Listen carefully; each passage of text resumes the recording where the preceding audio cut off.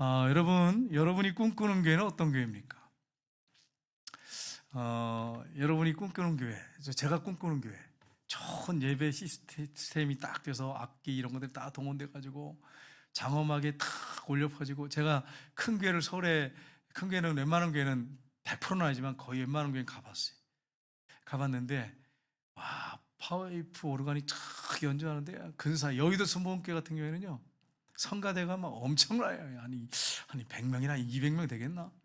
야, 대단합니다. 파이프 오르간이 탁 있어가지고 연주하면 또 그 오케스트라가 탁 있어요. 그래가지고 막 그냥 들어가면서 막 음악 속에 딱 넣으면 그냥 은혜가 돼, 그냥 막. 얼마나 그런 교회. 또 성도들 간에 상처 주지 않는 교회. 그리고 목사님이 신방을 오지 않는 교회. 자꾸 지금 불편하잖아. 청소해야 되는데, 그죠? 그리고 성도들 요즘 같으면 아예 모이지 않는 교회, 예수 좀 안 모이는 교회, 뭐 이런 교회를 우리가 꿈꾸잖아요. 근데 사도행전적인 교회가 그런 교회냐 말이에요. 사도행전 교회가 처음 생겼을 때 성령의 능력을 받은 사도가 복음을 전할 때 회개하고 많은 사람들이 회개하고 죽게 들어왔는데, 사도행전 교회가 막 장엄한 막 파이프로 올가는 게 올리고 오케스트라가 찬양하고 막 그런 교회냐? 아니었어요. 집집마다 자기 집을 개방해서 거기서 떡을 떼며 마시고, 오늘 본문 나오잖아요. 말씀을 나누고, 또 어디든지 가서 예수님을 부활 사실을 증거하고. 이거 오늘날하고 달라. 집집마다 자기 집을 막 개방을 해요. 그리고 모이는 거 막 힘쓰고 떡을 떼고 그랬어요.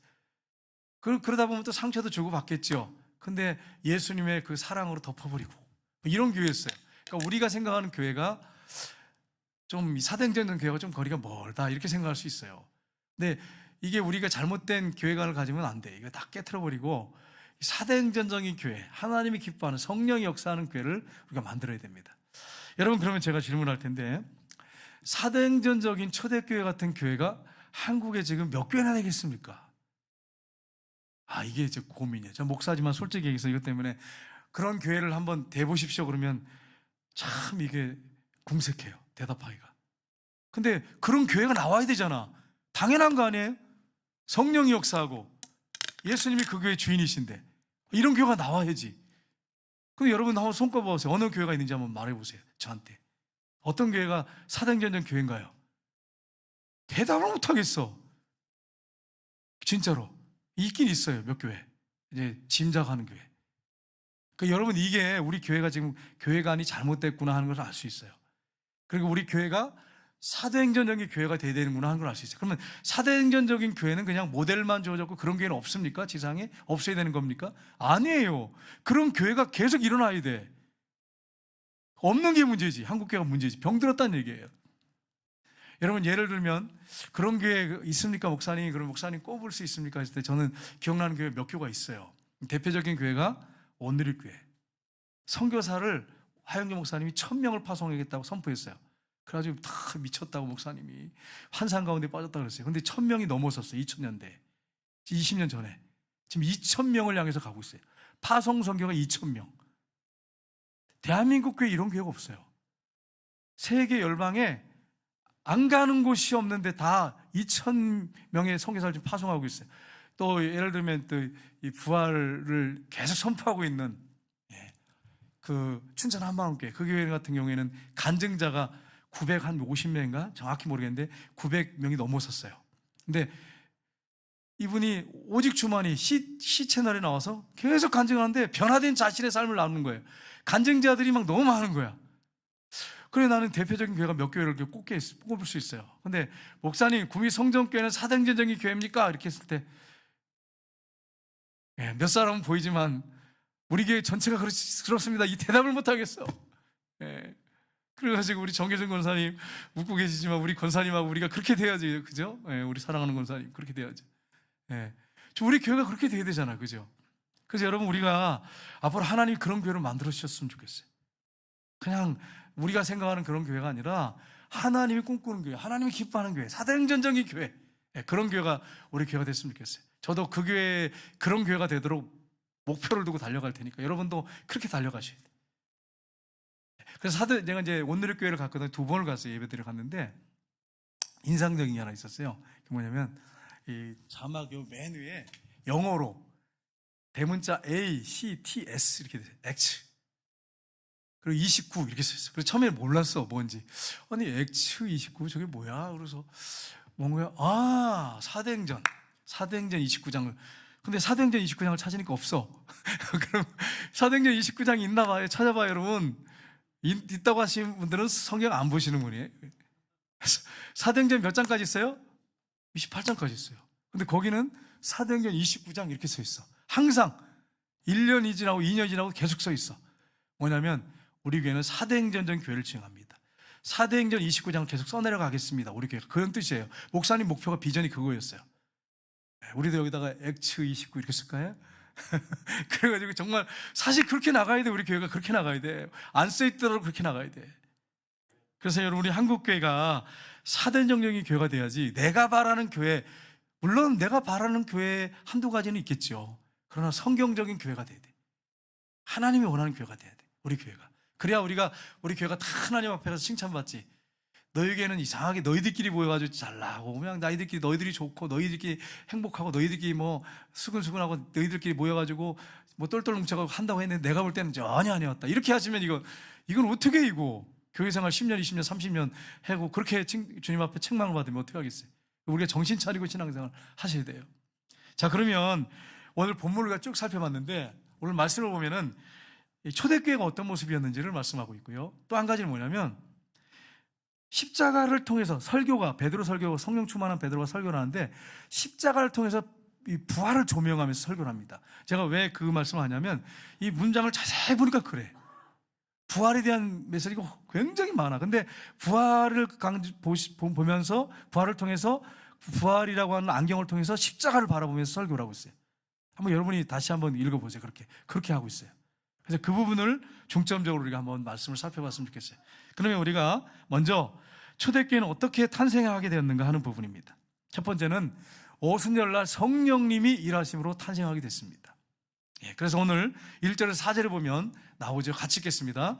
오순절날이 이미 이름에 그들이 다 한 곳에 모였더니 호련히 하늘로부터 급하고 강한 바람 같은 소리가 있어 그들이 앉은 온 집에 가득하며 마치 불에 처럼 갈라지는 것이 그들에게 보여 각 사람 위에 하나씩 임하여 있더니 그들이 다 성령의 충만을 받고 성령이 말하게 하심을 따라 다른 언어들로 말하기를 시작하니라. 아멘. 초대교회가 어떻게 탄생했어요? 어떻게 탄생했다고요? 성령이 일하심으로, 성령이 임하심으로. 우리 박정태 장로님이 이런 말씀을 하셨어요. 저한테. 어떤 여자 목사님인데 성령이 충만한 분이 깡패한테 전도를 막 이렇게 하는데 깡패가 막 욕을 하더래. 입으로는 욕을 하는데 눈물을 줄줄 흘리면서 막 욕을 막 쌍욕을 하면서 막 눈물을 줄줄 흘리면서 막 가라고 하는데도 내가 왜 이런지 모른다 그러면서 눈물을 훔치더래. 그게 누구의 역사죠?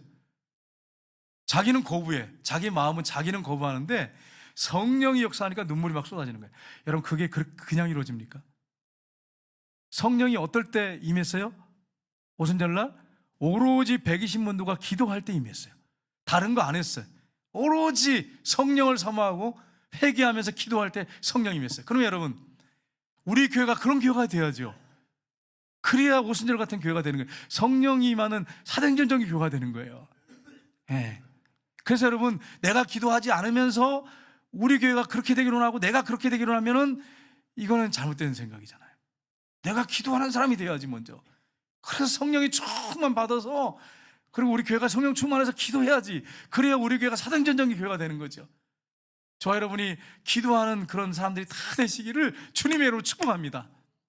제가 이제 우리 그 이근태 장로님이 이제 영상을 하나 보내셔가지고 이제 목사님 갑자기 또 이름이 생각이 안 나요. 강대상이 하나 올라와서 보세요. 이 이름이 잘 생각이 안 나. 주성민 목사님. 주성민 목사님 그 동영상을 보내서 제가 그분에 대해서 찬양을 너무 잘하길래 간증을 다 한번 들어봤어요. 들어봤는데 이분이 지금은 이제 뭐예요? 여러분 대학교 시험 볼 때 수능이잖아요. 그전에는 학력고사를 봤어요. 대학교를 서울대도 아니야. 서울에 있는 대학도 아니야. 감신대 들어가려고 아버지 어머니가 목회를 했는데 시골에서 어머니가 백혈병 걸려 돌아가셨어요. 기도하는 어머니인데 아버지가 암으로 돌아가셨어요. 그래가지고 신문팔이 하면서 노숙자처럼 생활하고 얼마나 몸에 냄새가 나겠어요. 지저분한 몸을 가지고.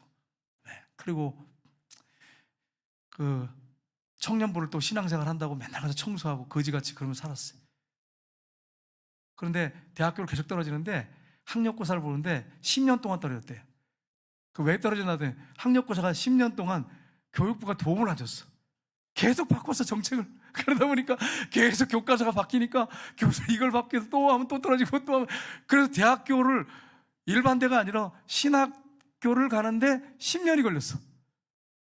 아이고, 이분이 자기 간증을 하는 거야. 그래서 여러분 10년 만에 신학교 간 사람 있으면 나와보라 그래. 아무도 없어. 전국에. 대한민국에 세계에도 없어. 근데 지금 어마하게 붕해가지고 파주예요. 몇천 명이 모이는 교회가 됐어요. 그분이 이런 얘기를 하시더라고요. 자기 어머니가 백혈병을 죽고 자기 아버지가 암으로 죽는데 자기가 기도하다 보니까 성령이 감동을 줘가지고 원망이 안 나오더래요. 가난한 교회에 목회하다가 죽었는데 늘 감사했대요. 하나님 고난을 주셔서 감사합니다. 감사합니다. 또 떨어지고 감사합니다. 그러니까 나중에는 원서 쓰려고 목사님 선생님한테 가면 선생님이 뛰어내려온대요. 와가지고 손을 잡고 제발 자살하지 말라고. 10년을 신학교를 떨어지니까 손을 붙잡고 하는 얘기가 선생님이 제발 자살하지 말고 살아달라고 이러더래요. 그 정도의 비참하잖아요. 그래서 이제 그러다가 이제 청년 때 이제 저기 명일동에 명성교회를 나갔대요. 근데 청년부를 나갔는데 청년 하나가 반주를 하는데 머리가 왔다 갔다 막 하더래요. 그래서 자기는 나중에 얘기하는데 이게 스트레스 파마예요. 스트레스 파마. 왜냐하면 머리가 왔다 갔다 하면서 막 자기는 좋아하는데 여자는 싫어한다. 그래서 피아노 치고 있으면 이제 스트레스 파마, 스트레스 주는 파마 이랬단 말이에요. 그래가지고 가가지고 못이 없으니까 처음에 가가지고 비 오는 날 나를 좀 만나달라고 사귀어달라고 그러니까 얼굴도 보지 않고 그냥 몰래가지고 도망가더래. 거지 보듯이 하고 도망가더래. 그래가지고 한 번은 그렇게 가면 안 돼. 그래가지고 코트를 빌려주는데 한 130 키가 컸죠. 친구가 빌려줬는데 자기는 170이래. 그게 완전히 논코트, 그런 코트 입고 빨간 넥타이 메고 가는데 향수 뿌릴 돈이 없어가지고 몸에다 샴푸를 바르고 갔대. 샴푸를. 나 그런 목사님 처음 봤어. 몸에 샴푸를 전체 바르고 갔대. 그러면 샴푸 냄새라도 나야 되잖아. 노숙자 냄새가 나니까. 그래가지고 또 그 교회 앞에서 만나자려고 그러니까 그냥 기겁을 하고 도망가더래. 그래가지고 대학교를 찾아갔대요.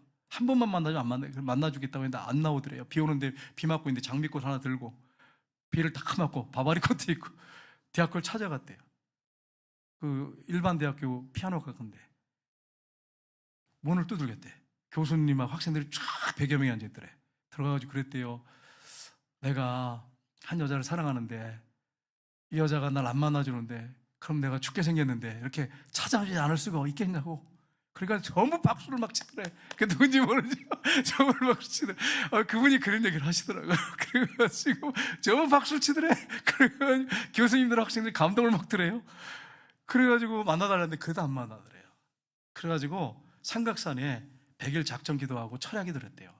2시간씩 올라가는 삼각산 꼭대기 올라가서 거기 조용기 목사님, 뭐 금남구의 김홍도 목사님, 옛날에 영성파 이런 목사님들이 기도하는 거기 능력바위가 있어요. 능력바위. 저도 가봤거든요. 능력바위가 있어요. 거기서 100일 철야를 했대요. 100일 철야. 쭉 그 여자 스트레스 파마 여자 주시 이렇게 기도를 했대요. 그리고 이제 집을 찾아갔대. 뭐 집안 사람들 아무도 안 나오더래. 그래가지고 무릎 꿇고 앉았는데 뭐 가난하니까 뭐 어떻게 대접하고 뭐 어떻게 손님들을 대접하고 뭐 그 찾아갈 때 뭘 갖고 가는지 모르니까 검은 봉지에다 사과를 2봉지 들고 그렇게 갔대요. 그래가지고 안 나오더래. 가족 식구들이 아버지 어머니 다 뭐 오빠 안 나오더래요. 그래가지고 딱 앉아서 기도를 하면서 하나님 어떡하죠 이게 100일 철야 했어요. 100일 철야 이러면서 하나님 근데 감동을 주신 예배를 드려라 그러시더래. 그래서 큰 소리로 자 우리 예배 드립시다 그랬더니 한 사람씩 나오더래. 그러니까 아버지가 암에 걸렸대요. 그렇죠. 절박한 사정 가운데 있었대. 그러니까 안 나올 수가 없잖아. 그러니까 아버지가 나왔대. 좀 있으니까 엄마도 나와서 이렇게 눈치 보면서 앉았더래요. 오빠도 앉았더래. 그러니까 집안이 너무 힘드니까.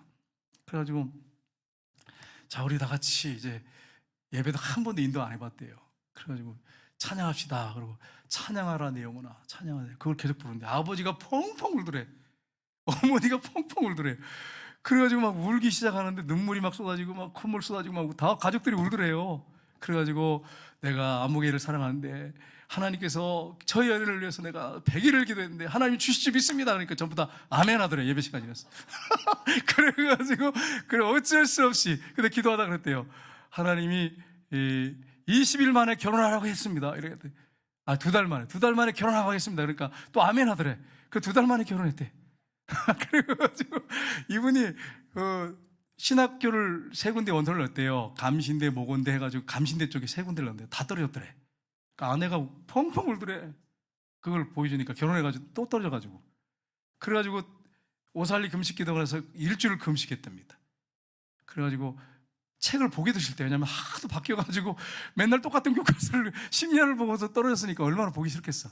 그래서 집에 가가지고 앉아서 주여 청소 다 하고 앉아가지고 주여 울면서 앉아있는데 전화가 오더래요. 감신대에서 등록금 한 명이 안 내서 합격됐으니까 빨리 오라고. 그러더니 2시간 있으니까 모건대에서 또 전화 왔더래. 2시간 후에 등록금 안 내는 학생이 있으니까 또 오라고 그러더래. 또 2시간 지났는데 또 학교에서 전화가 왔더래요. 감신대 쪽인데 거기도 어떤 학생이 등록금을 안 냈으니까 빨리 오시라고. 그래가지고 한날에 그냥 새 학교를 다 합격했대요. 등록금 안 낸 학생이 있어가지고. 그래서 자기가 그래서 신학교를 공부해서 지금 목사가 됐다 이러시더라고요. 그러면서 정말 찬양하는데 너무너무 잘했어요. 정말 너무너무 잘했어요. 그래서 내가 인물을 자세히 보니까 나 정도로 잘생겼어요. 어떤 인물이 괜찮게 생겼어요, 여러분. 그래가지고 찬양 너무 잘한다. 그래서 정말로 귀하다, 너무 훌륭하다. 그분이 파주에 있는 교회를 거기 세웠는데 교회가 굉장히 크더라고요. 목표가 북한에 통일되면 100교회를 세운다는 그게 목표더라고요. 정말 훌륭하더라고요. 저도 좀 그런 목사님 좀 닮고 싶어요. 훌륭한 목사님 좀 닮고 싶어요. 여러분, 우리가 생각하는 교회가 어떤 교회냔 말이에요. 내가 생각하는 교회는 교회가 아니죠. 사실은 따지고 보면 성경이 말하는 교회, 성령이 역사하는 교회, 그게 진짜 하나님이 바라는 교회죠. 우리 교회가 그런 교회가 되고, 우리 교회가 그런 교회가 되기 위해서는 우리가 할 수 있는 방법은 기도입니다. 기도해야 성령이 우리 교회 가운데 역사하죠. 우리 교회 가운데 성령이 역사하지 않는데 우리 교회 좋은 교회가 되어주세요, 이렇게 좋은 교회가 되게 해주세요. 그 꿈도 꾸지 마세요. 꿈도 꾸지 마. 본인도 기도 안 하면서 무슨 우리 교회가 좋은 교회가 되어주세요, 말이 되는 소리냔 말이에요. 이게 성령이 역사해야 교회가 성경적인 교회가 되는 거죠. 그래서 여러분과 제가 해야 할 일이 뭐예요? 목회자나 우리 장로님이나 권사님 집사한테 해야 할 일이 기도하는 일이에요. 기도하는 일이에요. 기도하면 정말 하나님 역사하세요. 교육부 정책을 바꿔가지고 또 수시로 바꿔가지고 되게 했잖아요, 하나님이. 네? 등록금을 못 내게 해가지고 또 되게 하잖아요. 하나님은 역사하셔요. 오늘도 성령이 강력하게 역사함으로 세워진 교회가 사도행전 교회예요. 그러니까 내 생각하는 교회 자꾸 생각하지 말고 기도하세요. 기도하세요. 성령의 역사도록 기도하세요. 두 번째는 성령의 충만을 받은 베드로의 설교를 통해서 탄생하게 되었습니다. 2장 14절을 보십시오. 베드로가 11사도와 함께 서서 소리를 높여 이르되 유대인들과 예루살렘에 사는 모든 사람들아, 이 일을 너희로 알게 할 것이니 내 말에 귀를 기울이라. 베드로가, 여러분, 예수님이 붙잡혀갈 때 다 도망갔잖아요. 베드로 도망갔어요. 여정 앞에서 3번이나 모른다고 부인하고 저주하고 맹세까지 했어요. 저는 뭐 계집종 앞에서는 그렇게 하지 않았지만은 결혼하려고 어떤 여자 쫓아다니다가 그냥 그 여자가 신학교 가겠습니까? 그러면 난 안 만납니다. 이래가지고 그래요, 그럼 안 만나겠습니다. 우리 집사람한테 다 고백했어요. 사모님한테도. 그래가지고 그러니까 그럼 그만 만납시다 이랬어요. 진짜. 만납시다 그러더라고요. 신학교를 포기한다 그랬어. 근데 저녁에 잠이 안 오는 거야. 내가 베드로가 된 거야. 그래서 그 다음날 또 만나자 그랬어. 그래가지고 나는 신학교 간다고, 마음대로 하라고. 그래가지고 그 여자하고 딱 헤어졌어요. 신학교 간다고 하니까. 그래가지고 신자 사모를 만났잖아요. 이신자 사모. 그것도 그냥 성도가 아니에요. 성도가 신자야. 이신자. 그래가지고 목회를 하게 됐으니 얼마나 감사해. 그러니까 여러분, 그런 베드로였어요. 부인했던 베드로였어요. 근데 보세요, 그 베드로가 성령 충만하니까, 전례에서 기도할 때 성령 충만해서 기도하세요. 성령 충만 설교하니까 회개 역사가 있잖아요. 성령 역사에 대해 교회는 성령 역사하지 않으면 안 돼요. 아무리 용을 써도 안 돼, 노력해도 안 돼. 세 번째는 십자가에 죽으시고 부활하신 예수 그리스도를 전함으로 시작됐습니다. 이게 성령의 역사죠. 성령의 역사. 예수님의 부활을, 십자가 부활을 정리했어요. 우리 27절 한번 볼까요? 같이 읽겠습니다. 27절 말씀. 이는 내 영혼을 음부에 버리지 아니하시며 주의 거룩한 자로 썩음을 당하지 않게 하실 것이미로다. 아멘.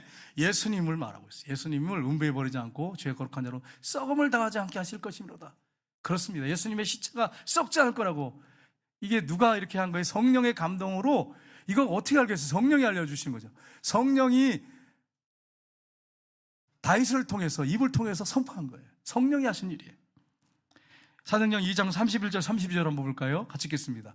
미리 본고로 그리스도의 부활을 말하되 그가 음부에 버림이 되지 않고 그의 육신이 썩음을 당하지 아니하시려 하였더니 이 예수를 하나님이 살리신지라 우리가 이 일의 증인이로다. 우리는 부활하신 예수를 만났다. 이렇게 한 거예요. 여러분, 만나야 증거할 수 있어요. 부활을. 예수님 부활을 하신 예수님 만나야 증거할 수 있어요. 확신을 가져야 증거할 수 있죠. 여러분, 전도하러 가가지고 확신 없는 사람들은 어떻게 하는지 아세요? 저도 제가 그랬어요, 예전에. 이게 물티슈잖아요. 교회 한번 나와보세요. 하다가 또 좀 이제 용기가 안 생기면 물티슈예요. 사용해보세요. 물티슈 선전하러 이게 확신이 없으면 이렇게 돼요. 확신이 없으면. 이거 마스크 너무 좋아요. 이러면서 이거 써보세요. 이러면서 마스크의 증인이 됐어요, 우리가. 그게 아니잖아요. 예수 믿고 구원받으세요. 예수님이 당신을 내 죽으시고 부활하셨습니다. 예수 믿고 천국 가십시오. 이렇게 증거해야지. 그렇지 않습니까? 성령에 충만하니까 이게 가능한 거예요. 우리는 마스크의 증인도 아니고 물티슈의 증인도 아니란 말이에요. 우리는 부활하신 예수님의 증인이란 말이에요. 그러니 담대하게 자신 있게 전할 수 있는 거죠. 그러니까 성령 충만하면 그게 돼요. 성령 충만하자면 기어 들어가가지고 안 돼, 이게 또. 이거 시원하게 이거 드시고 예수 믿으세요. 그러면서. 그런단 말이에요, 우리가. 이게 인간의 연약함이에요. 성령 충만하니까 예수님의 부활을 담대하게 베드로가 전하는데 이 다윗의 그 고백, 성령의 충만해서 예언했던 다윗의 그 예를 들어서 시편을 들어서 당당하게 말하고 있습니다. 말씀을 전하고 있어요. 네 번째는 유대인들이 예수님을 주인으로 믿지 않는 죄를 회개함으로 시작됐습니다. 그래서 막 그들이 너희들이 죽인 예수가 바로 하나님이다. 그 부활하신 예수님을 너희들이 죽였잖아. 그분이 바로 하나님의 아들인데 너희들이 십자가 달아 죽였지 않았냐. 이렇게 담대하게 전했어요. 그랬더니 회개가 터진 거예요. 여러분, 예수님이 어떤 분이십니까? 하나님의 아들이잖아요. 그래서 여러분, 사도행전 36장 37절에 보면 설교를 듣던 사람들이 어떻게 합니까? 그런즉 이스라엘 온 집은 확실히 할지니 너희가 십자가에 못 박은 이 예수를 하나님이 주와 부활을 통해서죠, 주와 그리스도가 되게 하셨느니라 하니라. 그들이 이 말을 듣고 마음이 찔려 베드로와 다른 사도들에게 물어 이르되 형제들아 우리가 어찌할꼬? 우리가 죽인 분이 바로 메시아였구나, 그리스도였구나. 그럼 가슴을 찔려가지고 회개하고 애통하는 역사가 일어났습니다. 여러분, 예수님이 어떤 분이에요? 요한복음 1장 10절 11절을 보겠습니다. 그가 세상에 계셨으며 세상은 그로 말미암아 지은 바 되었으되 세상이 그를 알지 못하였고 자기 땅에 오매 자기 백성이 영접하지 아니하였으나. 아멘. 예수님이 어떤 분이십니까? 창조자예요. 창조자, 전능자예요. 예수님으로 말미암아 지은 바 됐어요, 세상이. 근데 세상이 그분이 왔는데 못 알아봤어. 자기 땅에 왔는데, 유대 땅에 왔는데 이스라엘 백성들이 못 알아봤어요. 영접하지 않았어요. 그러나 영접하는 자, 곧 그 이름을 믿는 자들에게는 하나님의 자녀가 되는 권세를 주셨다, 이렇게 말하고 있습니다. 예수님은 창조자입니다. 온 우주 만물, 세상을 창조하고 인간을 창조하신 분이에요. 그분이 나를 위해서 십자가에 못 박혀 죽으셨어요. 그리고 부활하셨어요. 그분을 전하니까 여러분 회개가 터지는 거죠. 그러니까 부활을 통해서 증명이 되니까 어찌할꼬 그래. 만약에 예수님 부활 안 했으면요, 어떻게 이렇게 담대하게 전할 수 있어요? 생명을 내놓고 베드로가 메시지를 어떻게 힘있게 전할 수 있겠어요? 말도 안 되는 거죠. 저는요, 다른 건 잘 모르겠는데 제가 하나 느끼는 게 있어요. 부활을 증거할 때 막 눈에 막 불이 나 가슴에 막 불이 나가지고. 왜냐하면 이게 사실인데 이게 엄청나구나 보니까. 근데 성령 충만을 통해서 전해야지. 내 여신 갖고 되겠어요? 성령 역사해야지. 부활을 담대하게 증거해요. 여러분, 예수님은 창조자고 전능자예요. 그분이 날려주고 오셨단 말이에요. 근데 거기에 우리가 그 말씀을 확실하게 믿는다면 어떻게 감격이 안 되냔 말이에요. 눈물이 안 나오냔 말이에요. 한번 생각해 보세요. 정말 감격스러운 거죠. 요한복음 16장 7절 9절에 보면 죄에 대해서 얘기하는데 단수입니다. 보세요. 여기 보세요. 그러나 내가 너희에게 실상을 말하노니 내가 떠나는 것이 너희에게 유익이라. 내가 떠나지 아니하면 보혜사가 너희에게 오시지 아니할 것이요 가면 내가 그를 너희에게 보내리니 그가 와서 죄에 대하여 의에 대하여 심판에 대하여 세상을 책망하시리라. 죄에 대하여는 그들이 나를 믿지 아니하며. 근데 여기서 오리지널 신이에요. 단수예요. 그러니까 십계명의 죄를 너희들이 범했잖아, 이게 아니란 말이에요. 여기서 말하는 죄는 단수인데 무슨 죄인 줄 아세요? 너희들이 예수님을 메시아로 믿지 않고 그리스도로 믿지 않는 죄, 그분을 주인으로 영접하고 믿지 않는 죄, 그 죄를 회개하라 이거예요. 성령이 오시면 그 죄를 책망한다는 거예요. 가장 무서운 죄는 제가 계속 강조하지만 예수님을 믿지 않는 죄예요. 예수님을 주인으로 모시지 않는 죄예요. 믿지 않는 죄. 이게 가장 무서운 죄예요. 그렇게 주인으로 모시지 않음을 통해서 열매로 나타난 죄들이 뭐 살인, 간음, 음란 이런 죄들은 열매로 나타나는 거예요. 이런 죄만 회개하고 있으면 안 된단 말이에요. 본질적인 죄가 예수님을 믿지 않은 죄, 주인으로 믿지 않은 죄, 그분이 나의 삶에 구체적으로 주인이 되지 않은 죄, 내가 주인인 죄, 이걸 회개하라는 거예요. 이걸 책망한 거예요. 복수면은 성경에 나오는 죄들일 텐데 그게 아니고 단수예요. 예수님이 메시아인 걸 믿지 않은 그 죄를 책망하신다는 거예요. 여러분이 이 사실을 확실하게 믿으셔야 돼요. 그래서 예수님이 주인이 되시지 않으면 계속 열매의 죄가 생기는데, 열매의 죄 가지고 해결해가지고는 백날 천날 회개해도 죄 문제 해결이 안 된단 말이에요. 정말 그분이 주인이 돼서 그분이 나와 함께 동행하고 살면 죄를 안 져, 덜 져. 정말 확 줄어요, 죄가. 제가 경험해보니까 확 죄가 줄어버려. 그리고 갈등이 별로 없어. 자유로워. 물론 죄 안 진다는 얘기 아니에요. 넘어지기도 하지만 자유로워. 빨리 회개하고 돌이켜. 오뚜기처럼. 이게 부활의 능력이 이겁니다. 이걸 회개하라 외친 거예요. 여러분이 이 사실을 잘 생각해 보세요. 예수님이 나를 위해 죽으시고 부활하셨는데 이걸 정말 믿고 그분이 나의 삶의 주인이냐 아니냐, 이걸 확실하게 체크하셔야 돼요. 이걸 체크 안 하고 신앙생활하면 가장 핵심을 놓치고 신앙생활하다가 종교생활하다가 끝나버리는 거예요. 왔다 갔다, 교회만 왔다 갔다 하다. 여러분, 이 김준건 목사님 이런 말씀하셨어요. 어떤 말씀이냐면, 여러분 보세요. 칼린다를 보면 빨간 글씨, 쉬는 날 빼놓고요, 빨간 글씨는 언제가 빨간 글씨로 되어 있습니까? 매주 주일날이에요. 이 빨간 글씨가 왜 이렇게 빨갛게 체크됐습니까? 빨갛게 칠해져 있어요? 과거에는 그렇지 않았어요. 주일이에요. 예수님 부활하신 날이에요. 그래서 만든 거예요. 크리스찬들이 만든 거예요. 주일이에요, 주일. 그 빨간 날로 된 거예요. 그래서 우리가 쉴 수 있고 예배드릴 수 있는 거 얼마나 감사합니까? 이게 부활 때문에 가능한 거예요. 안식일이 주일로, 안식일이 주일로.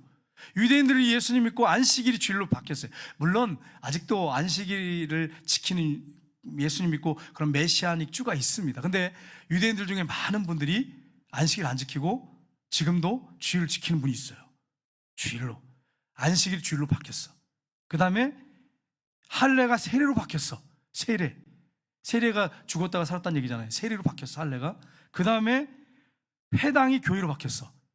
이분이 뭐라고 말씀하시지 아세요? 거기 보면 부활의 역사성 외에는 근거를 설명할 수 없다, 이렇게 김정건 목사님, 가장 존경하는 목사님 중에 한 분인데 확실하게 말씀하셨어요. 여러분, 창조가 얼마나 중요합니까? 창조를 무시하면 안 되죠. 하나님이 세상을 창조했어요. 창조보다 더 중요한 건 부활이에요. 창조는 말씀으로 선포하셔서 전하셨어요. 창조하셨어요. 인간을 만들 때 흙으로 빚어 만드시고 생기를 불어넣으셨어요. 근데 부활은 하나님의 아들이 인간의 몸을 입고 오셔서 나를 위해 죽으셨어. 나를 위해 죄를 다 짊어지고 죽으셨어. 그럼 부활하셨어. 여러분, 창조보다 중요한 게 부활주일이에요. 부활한 날이에요. 주일을 여러분 거룩하게 지키셔야 돼. 빨간 날로 탁 적혀져 있잖아. 근데 그날 놀러 가고 막 그러면 여러분 되겠어요, 안 되겠어요? 한번 생각해 봐요. 임병만 목사님이, 우리 노 회장님 목사님이잖아요. 저하고 친분이 있으니까 자주 얘기를 하는데, 그게 코로나 터졌을 때 예배를 안 드렸어요.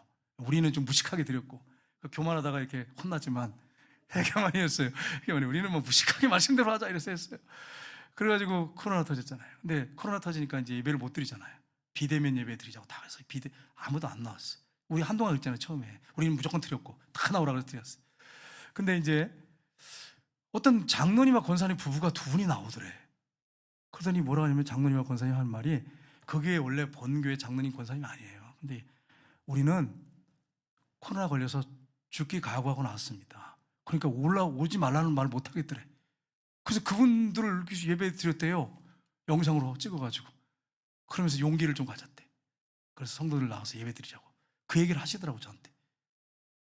여러분, 제가 왜 이 말씀드립니까? 우리가 코로나를 전염시키면 직장에 큰 타격을 주니까 조심하는 거 맞아요. 철저하게 조심해야 됩니다. 여러분, 아무튼 철저하게 조심하세요. 마스크 쓰시고 화장실 갔다 오나 어디 갔다 올 땐 손을 꼭 소독하세요. 10번이고 20번이 괜찮으니까 약 갔다 올 테니까 하십시오. 조심하셔야 됩니다. 그러나 예배 시간만큼은 순교의 각오를 드려야지. 그게 진짜 예배 아니겠어요? 코로나 때문에 내가 예배 못 드리겠다, 못 나가겠다. 물론 뭐 영상으로 예배 드린 분들 내가 무시하는 거 아니고 잘하는 거예요. 근데 예를 들어서 나는 코로나 때문에 기독교를 싫어하게 됐다. 말도 안 돼. 이게 코로나 시대 때. 그러면 음식점은 맨날 먹고 싸고 그러다 죽는데 우리는 음식점 매일 열어. 점심때 열고 계속 열어. 365일. 거기 내가 계속 가보잖아. 식당 음식 좀 손님들 오면 좋은 데 가보자. 어떤 데는 진짜 칸막이도 안 하고 그냥 요것만 옆에 놓고 그냥 하는 데도 있고요. 다양하더라고. 이거 쓰고 그냥 온도체크 끝이야. 아니면 전화, 핸드폰 딱 누르고 끝이야. 매일 해. 일주일에 오늘 몇 번 드려요. 새벽기도 등성등이 몇 명 안 되지만 주일날 오전 오후에 좀 많이 나오죠. 그런데 여러분, 음식점보다 못한 게 교회입니까? 맞아요? 직장보다 못합니까? 교회가? 750만씩 하루에 지하철 꽉 타고 다녀. 어디서 확진자가 나온지도 몰라. 근데 그 사람들 먹고 살기 위해서는 생명을 걸고 순교의 각오로 그리고 다녀요. 교회 예배 드릴 때 띄엄띄엄 이렇게 앉혀서 예배 드리는데 우리는 교회 예배 폐해야 됩니다. 코로나 때는 우리가 예배 드리지 말아야 됩니다. 그게 맞습니다. 사과문 발표하고 프랑케도 탁 걸어가지고 죄송합니다. 그게 맞냔 말이에요. 핍박을 받아도 목숨 각오로 순교의 각오로 예배 드려야지. 그렇지 않습니까? 제가 안 믿는 사람들, 세상 사람들을 비난하고 싶은 말 아무도 없습니다. 왜냐하면 지금 위기가 그러니까 정부가 그렇게 하고 있으니까, 방역 정책을 그렇게 하고 있으니까 뭐 그거에 대해서 내가 불만 갖고 싶은 마음도 없고요. 뭐 그렇게 한다는데 어떡하겠어요. 그러나 우리만큼은 하나님 앞에서 어떤 자세로 예배드리고 어떻게 신앙생활을 할지는 답이 나오잖아요. 성경을 보면. 예수님을 보면 답이 나오잖아요. 예수님 십자가의 길을 묵묵히 걸어가셨잖아요. 사도 바울도 생명을 내놓고 그렇게 복음을 증거하고 목숨을 같이 중요하게 초대교회도 생명같이 예배를 드렸잖아요. 순교하는 각오를 하고 드렸어요. 예배를. 그 사람들은 예수를 주로 인정하고 예배드리다 걸리면 순교했어요. 그런 각오로 예배를 드렸단 말이에요. 우리가 어떻게 예배를 드리겠냔 말이에요. 앞으로 더 큰 위기가 올 텐데 얘를 걱정스러워요. 만약에 코로나보다 더 2배의 위기가 오면 여러분 한국교회 어떻게 될까요? 다 문 닫아야 되는 겁니까? 이거 잘 생각해 보세요. 그런 게 교회입니까? 음식점보다 못하고 직장보다 못한 게 교회입니까? 그건 아니잖아요. 제가 조심하고 뭐 이렇게 방역 지침 잘하자 그런 걸 하지 말라는 거 아니에요. 철저해야 됩니다. 그건 맞아요. 100% 맞아요. 그러나 생명 걸고 혹시 그러다 가다 예배 드리다가 걸릴 수 있잖아요. 성교사님들 내가 통화해보면요. 코로나 걸리신 분들 많아. 죽을 고생하는 분 있어. 근데 우리 교회는 하나님의 은혜죠. 그렇게 많이 걸렸는데 아픈 분 없이 잘 넘어갔어요. 참 너무 감사해요. 병원에 입원해갖고 막 죽겠다고 하는 분 한 분이 없었어요. 너무너무 감사해요. 그러니까 여러분, 하나님이 도우시고 역사하셔야지 되는 거지. 그게 되겠어요? 선교사님들은 목숨 걸고 선교하는데 우리는 예배 드리는 것도 못 나오면 되겠어요? 참 부끄러운 일이잖아요. 그러니까 여러분, 현장 예배를 드리던 동영상 예배를 드리던 다 소중합니다. 귀하신 분들이에요. 그러나 예배가 뭔지는 확실하게 알고 우리가 예배를 드려야지. 집에서 예배 드리든 여기서 예배 드리든. 그리고 집에서 예배 드리는 분들 자세를 바르게 하셔야 돼. 바자마 입고 앉아서 예배 드리시면 안 돼. 동영상 예배 드리실 때 정장을 딱 하고 좀 경건한 모습으로 자녀들하고 딱 앉아서 동영상으로 예배 드리시면 되잖아. 전 그게 여러 가지 직장에 신경이 쓰이면 그렇게 필요가 있습니다. 그러니까 여러분, 이런 사실을 알고 어떤 분들은 예배 드리는데 누워서 예배 드리는 분이 있다고 소문을 들었어요. 우리 교회는 한 번도 없는데 어떤 교회에서 동영상 예배 드리는데 그 소파에 누워가지고 이렇게 예배 드리더라, 이렇게 그런 분 제가 들었단 말이에요. 내가. 그래서 되겠어요? 여러분 생각해 보세요. 주일 예배를. 예배가 뭔지를 명확하게 아셔야 돼요. 그러면 여러분, 초대교회의 복음의 핵심의 메시지는 무엇입니까? 구체적으로 첫 번째는 우리가 부활의 증인이다, 이렇게 전합니다. 사도행전 보겠습니다. 2장 32절 보겠습니다. 이 예수를 하나님이 살리신지라 우리가 다 이래 증인이로다. 우린 봤다, 그러죠. 요한일서 1장 1절 볼까요? 나중에 이제 100년이 지났어요. 100년 가까이 지났어요. 자, 요한 사도가 뭐라고 했어요? 90년 정도 됐어요. 자, 보겠습니다. 태초부터 있는 생명의 말씀에 관한 우리가 들은 바요, 눈으로 본 바요, 자세히 보고 우리 손으로 만진 바라.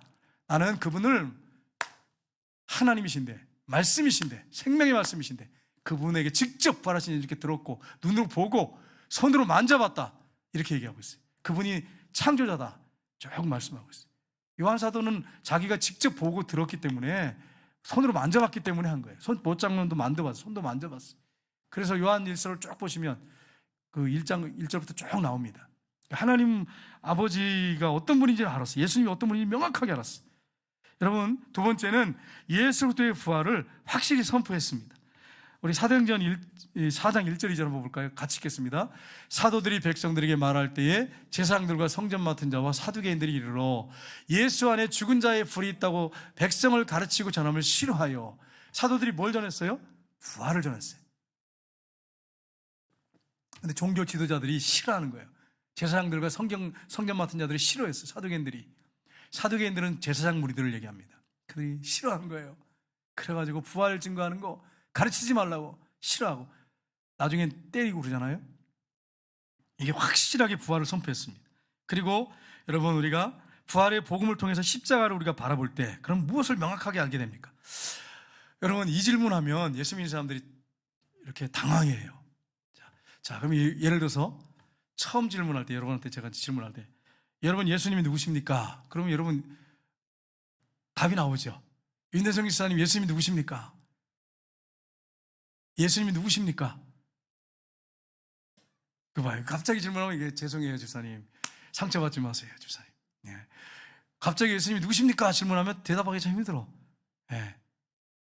우리 권순지 집사님, 예수님이 누구십니까? 그러니까 하나님의 아들인 걸 뭘로 믿을 수 있습니까? 이거 봐요. 이렇게 하면 대답을 못하는 사람이 많아요. 우리 권사님은 지금 마스크 써서 대통령 했는데 내가 못 들었어요. 질문 한번 해보세요. 대답 못해요.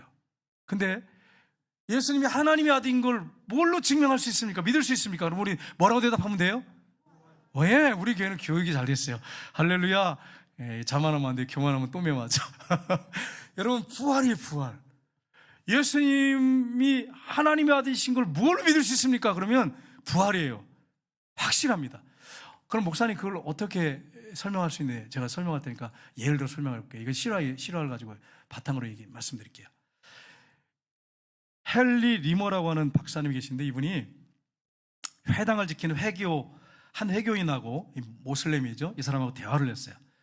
이제 이 리버 박사가 이런 얘기를 했습니다. 우리는 하나님께서 스스로 사람에게 자신을 드러내 보이신 걸 믿습니다. 이러니까 모슬렘 믿는 이 회교도가 하는 말이, 우리도 하나님이 스스로 사람에게 자신을 드러내 보이신 것을 믿습니다. 이렇게 얘기했어요. 그러니까 이게 리버 박사님이 하나님께서 성경을 통해서 말씀하십니다. 이랬어요. 그랬더니 하나님께서 코란을 통해서 말씀하신 거 믿습니다. 이렇게 얘기했어요. 회교 관리가 또 얘기했습니다. 하나님께서 예수를 통해서 자신을 드러내셨습니다. 그랬더니 회교도가 하는 말이, 하나님께서 한 사람 마호메트를 통해서 자신을 드러내십니다. 이렇게 얘기했어요. 똑같잖아. 뭐 똑같아. 얘기하면 거의 대답을 해요. 그래서 또 이렇게 얘기했습니다. 예수 그리스도께서 그의 백성을 구원하기 위해서 십자가 못 박혀 죽으셨습니다. 이랬더니 마호메트도 그의 백성을 위해서 죽었습니다. 이렇게 얘기했어요. 마호메트도 그의 백성을 위해서 죽었어요. 자기 회교 믿는 사람들을 위해서 죽었어요. 그러니까 이게 참 그렇잖아요. 그래서 이제 이 리버 박사님이 예수 그리스도께서 죽은 자 가운데 부활하셔서 자신의 말이 사실인 것을 증명하셨습니다. 이렇게 얘기했어요. 그랬더니 우리는 꼬리를 내리더래요. 우리는 마호메트가 죽은 이유에 대해서는 아무것도 아는 바가 없습니다. 이렇게 얘기하더래요. 보세요. 불교인들하고 만났어요. 우리는 석가모니를 믿습니다. 우리는 예수 믿습니다. 우리는 성경이 있습니다. 경전이 있습니다. 우리도 있습니다. 팔망대장경이 있고 법화경 얼마나 화엄경 있습니다. 이렇게 얘기한단 말이에요. 우리 성경 믿어요. 그 사람들은 있단 말이에요. 경전이 있단 말이에요. 근데 예수님이 우리를 죽으셨습니다. 석가모니도 그 민생들을 위해서 보리수 앉아서 금식기도 하고 백성들을 위해서 살다가 죽었습니다. 이렇게 얘기할 거 아니겠어요? 예수님이 십자가 못 박혀 죽으시고 부활하셨습니다. 그러면 불교 믿는 사람이 뭐라고 하겠어요? 대답할 말이 없어. 대답할 말이 없어요. 여러분 보세요. 부활이 얼마나 중요한지. 기독교는요, 부활을 통해서 십자가를 보면 그분이 어떤 분인지 알게 되니까, 명확하니까 더 감동이 되고 더 예수 잘 믿게 되고, 기독교는 부활의 종교예요, 정말. 그래서 여러분, 제가 말한 게 아니고 마틴 로디존 목사님이 부활로 예수 그리스도가 하나님의 아들 되심을 확증할 수 있다, 이렇게 얘기했어요. 그분의 그 설교 글에 마틴 로디존 목사님, 확증할 수 있다. 로마서 1장 4절 볼까요? 한번 보겠습니다. 성결의 영으로는 죽은 자 가운데서 부활하사 능력으로 하나님의 아들로 선포되셨으니 곧 우리 주 예수 그리스도시니라. 죽은 자 가운데서 성결의 영을 통해서, 성령을 통해서 부활하사 선포되셨대요. 부활을 통해서 선포되셨대요. 그분이 메시아다, 그리스도라 분명히 얘기잖아요, 사도 바울이. 이게 복음이다, 이렇게 말하잖아요. 그러니까 여러분, 우리가 십자가를 바라볼 때 십자가만 바라보시면 안 되고, 부활을 통해서 십자가를 바라볼 때 그분이 누구냐, 십자가에 못 박힌 분이 누구냐 바라보세요. 그러면 그분이 하나님, 부활을 통해서 증명하셨잖아요. 하나님의 아들로. 그분이 창조자고 전능자라는 걸 부활을 통해서 증명하셨잖아요. 그러니까 그분이 돌아가셨구나, 그분이 날 위해 죽으셨구나, 죽어서 안 될 분이 날 위해 생명을 바치셨구나. 그러니까 회개가 나오는 거. 어찌할까 하고 회개가 나온 거예요, 사도행전에. 우리가 지금 무슨 짓을 한 거야 이거, 그러면서 막 회개가 터진 거예요. 그러니까 부활을 통해서 십자가를 보니까 막 회개가 터지는 거예요. 회개가 터지는 거예요. 부활을 통해서 십자가를 보면 이렇습니다. 그 다음에 두 번째는 예수 그리스도의 부활이 얼마나 고귀하고 능력이 있는가를 확실하게 알게 합니다. 여러분, 십자가에서 흘리신 그 보혈의 피가 부활을 통해서 보게 되면, 그분의 피가 누구의 피입니까? 부활을 통해서 보면 하나님의 피예요. 네. 인간의 몸을 입고 오셔서 피 흘리신, 죄가 없으신 예수님의 피요, 하나님의 피예요. 하나님이 생명을 주셨어. 피가 뭡니까? 생명이에요. 하나님이 우리의 생명을 주셨구나. 네. 이게 부활을 통해서 증명이 되잖아요. 그러니까 여러분 보세요, 이게 얼마나 부활이 중요한가. 그래서 여러분, 십자가를 통해서 부활을 우리가 바라봐야 됩니다. 여러분, 우리가 이제 명절 기간을 맞이하게 되고 한 주간을 보내게 될 텐데, 사람들 만나고 그러면 마음 상할 때도 많고 상처받을 때도 많고, 또 자녀들 때문에 막 속상하고 문제 앞에서 근심이 되고, 또 여러 가지 어려움이 있을 거예요. 낙심이 되고 절망이 될 거예요. 근데 가만히 생각해 보세요. 부활하신 예수님이 나의 주인이세요. 그분이 창조자세요. 전능자세요. 그분이 나와 함께 하세요. 그분이 동행하고 계세요. 오늘 김상희 장로님이 건강한 모습으로 오셨어요. 우리 같이 기도해 주셔서 감사해요. 오전 예배 때 오셨었어요. 근데 그분이 저한테, 제가 기도를 해드리니까 뭐라고 하냐면, 목사님, 내가 막 이렇게 기도하는데 하나님이 나를 꽉 붙잡고 있다는 걸 느끼게 하셨어요. 그러니까 확신이 생겼어요. 너무 감사하다고. 그러면서 목사님 감사하다고 이러는 거예요. 네, 김상희 장로님 고백이에요, 오전에. 여러분, 그렇습니다. 그분이 나와 함께 하세요. 그럼 여러분 보세요, 항상 기뻐할 수 있는 거예요. 항상 기뻐할 수, 범사에 감사할 수 있는 거예요. 그분과 동행할 때 그게 가능한 거예요. 문제가 문제로 더 이상 보이지 않아. 그 돌파해버릴 수 있어. 그리고 담대하게 예수님을 증거할 수 있어. 어느 종교 앞에서도. 이런 확실한 게 어디 있어요, 여러분? 생각해 보세요. 이런 확실함을 갖고, 물증을 갖고, 증거를 갖고 믿고 있는 게 저 여러분입니다. 그러니 여러분, 우리가 어떻게 담대해야겠어요? 정말 우리의 노력이 아니고, 뭐 어깨 펴서 내가 좀 힘 있는 것처럼 남자답게 좀 걸어보세요, 좀 남자답게 보이세요, 근다고 그렇게 되는 거예요. 습관이 되어 있는데, 부활하신 주님이 나의 주님이십니다. 그렇게 될 때 어깨가 펴지고, 뭐 위축되고 할 때도 그분을 딱 생각하면, 예수님 바라보면 담대해지는 거죠. 일어날 수 있는 거죠. 그래서 여러분, 승리할 수 있는 거예요. 그분 때문에, 예수님 때문에. 그래서 여러분, 한 주간 동안에 어려운 일 있지만 절대 낙심하지 말고, 그분이 부활하신 예수님이 함께 한다고 하는 사실을 확실히 믿고, 여러분이 나갈 때 한 주간 동안에 예수님 때문에 행복하고, 예수님 때문에 기쁘고, 감사가 예수님 때문에 넘치고, 자녀들 보면 속상할 수 있어요. 예수님 때문에 감사가 넘치고 하나님 앞에 영광 돌리는 그런 한 주간 되시기를 주님의 이름으로 축복합니다. 기도하겠습니다. 하나님,